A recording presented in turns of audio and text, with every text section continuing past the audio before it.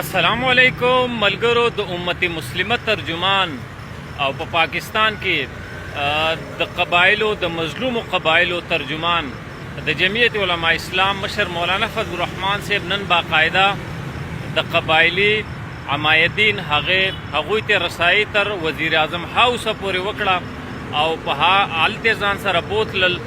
او الته وزیر اعظم هاوس ته د وزیر اعظم په مخ کې د خپل رای اظهار وکړو په قبایلو چې کوم سخت دي کوم تکلیف دی او د قبایلو سره چې کوم ظلم شوی دی په تیر حکومت کې چې قبایلی اضلاع په خیبر پختونخوا کې زم شوي دي د امریکای او د مغرب په حکم باندې نو ان شاء الله دغه تکلیف نه به هم قبایل ډیر زر خلاص شي او الته چې کوم د ډرون حملو معامله ده هغه مولانا فضل الرحمن صاحب یو ځل بیا راوچته کړې ده ان شاء الله او بل طرف ته تاسو وګورئ روزانه په بنیاد باندې موږ ته د ازادۍ دلته لیکچر راکوي خو افسوس چې د عمران خان د رهایي تحریک د هغه زامنو د امریکې نه شروع کو او باقاعده هلته تللی دي د ټرمپ خپې نیولې دي د صهیونیانو د یهودیانو خپې نیولې دي دا ټول هغه یهودیان دي هغه صهیونیان دي چې دا په پوره دنیا کې اثر رسوخ لري او دا باقاعده د فری میشن تنظیم سره تعلق لري چې دا د یهودیت میشن مخې ته بوزي نو هغوی سره ملاقاتونه کړي دي او جړه او فریاد ورته کړی دی چې تاسو خو ظالمانو هغه کم کس باندې چې تاسو خواري محنت کړي په هغه پیسه خرج کړي وه هغه نن ګیر شوی دی او تاسو د هغه تپوس نه کوئ د دې نه مخکې زلفي بخاري او هغه نورو ډیر کوششونه وکړل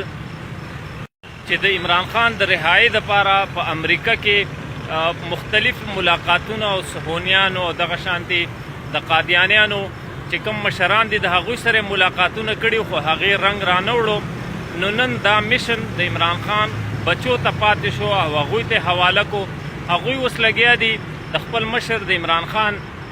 د ازادۍ دپاره لګیا دي یو تحریک شروع کړی دی د امریکې نه شروع کړی دی یو د پی ټی آی والا ملګري ته مې ویلي ما یاره دا څه کیسه ده دا تصویران وګوره هغه ماته وایي نه مړه دا د رهایي خبره نه دي نو مالې معافي کوه وروره دا راته ووایه چې دا د جمایمه خان دپاره بل میړه ګوري امریکې ته تللی دي که څه دپاره تللی دي خو همدغه معامله ده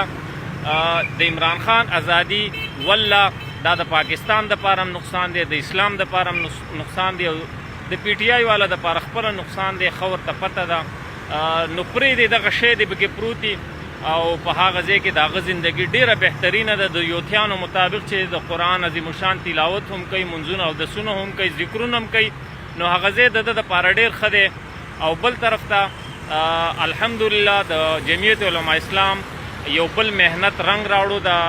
په سکرین به تاسو ته ښکاري دا هم د جمعیت علماء اسلام یوه کامیابي ده او تېرو ورځو کې مولانا فضل الرحمن صاحب د سود په معامله کې حکومت ته